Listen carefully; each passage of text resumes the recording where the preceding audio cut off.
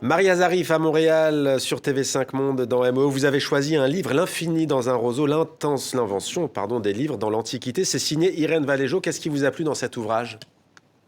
Oh, il est absolument magnifique. J'ai commencé à le lire l'année dernière.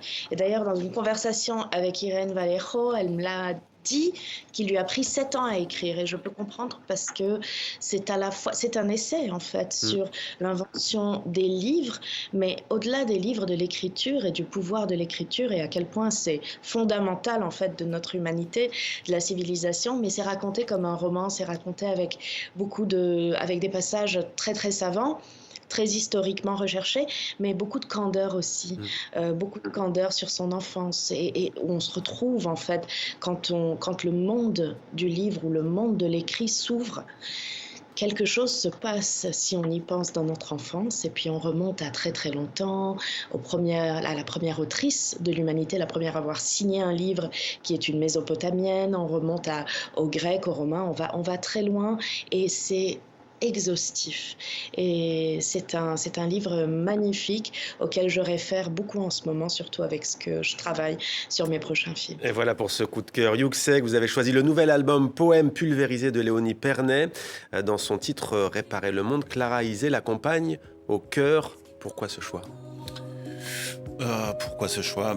On est proche avec Léonie, elle a joué avec moi sur scène pendant longtemps et elle est extrêmement douée, compositrice, percussionniste, chanteuse, pianiste.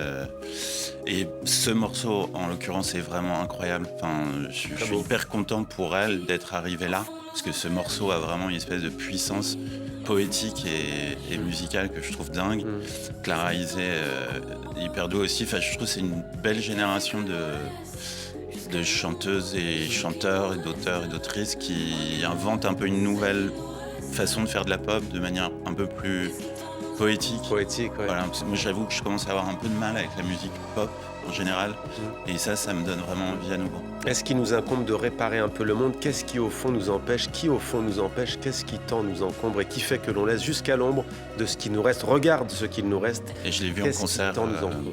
cette Ouais. semaine, et en fait elle finit par cette phrase, et c'est un mantra. Ouais. Et en fait on ressort, enfin je l'ai encore dans la tête, Ouais, je l'ai vu toute la ça soirée, marque. toute la nuit, et c'est vraiment C'est la puissance aussi de la musique, des mots et de la poésie. Frédéric Mehdi, vous avez choisi un livre, Beyrouth, 13 avril 1975, autopsie d'une étincelle de Marwan Chahine, c'est aux éditions Belfond. Tout à fait. Et juste avant ça, je soutiens 1000 fois ce choix, ce coup de cœur pour Léonie Pernet, que nous avons accueilli à l'Institut du monde arabe et pour laquelle on a une grande admiration, nous aussi. Marwan Chahine et ce livre inclassable, qui parle à travers la quête de cet auteur franco-libanais qui va enquêter sur le 13 avril, donc l'explosion de ce bus, le Bosta, donc à Beyrouth, qui est supposé avoir été le déclencheur de la guerre du Liban. La guerre civile. La guerre civile, absolument, et qui, à travers cette enquête, à la fois traverse une épopée intime et personnelle, traverse l'histoire du Liban et nous la délivre. Et Dieu sait qu'elle est complexe. Et tout ça avec une plume, je trouve, inégalable.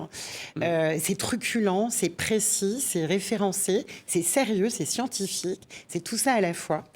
C'est un thriller. Enfin, moi, je l'ai pas lâché d'une seconde. Ouais, voilà, en tout cas, Donc voilà, je vous le vends bien, présentez bien j'espère. et vous le vendez bien. C'est un excellent ouvrage. Kenza Berada, c'est plutôt rare, je le dis comme coup de cœur, vous, dans cette émission. Vous avez choisi un nouveau venu sur la scène artistique parisienne, le Théâtre du Chariot. On le voit à l'image, la devanture est très belle. On imagine que la programmation l'est tout autant. Oui, j'avais envie de parler de ce théâtre qui a ouvert au mois de septembre, qui a été repris par 7 comédiennes et comédiens, des jeunes qui se connaissent depuis très longtemps et qui ont eu un rêve fou de reprendre un théâtre.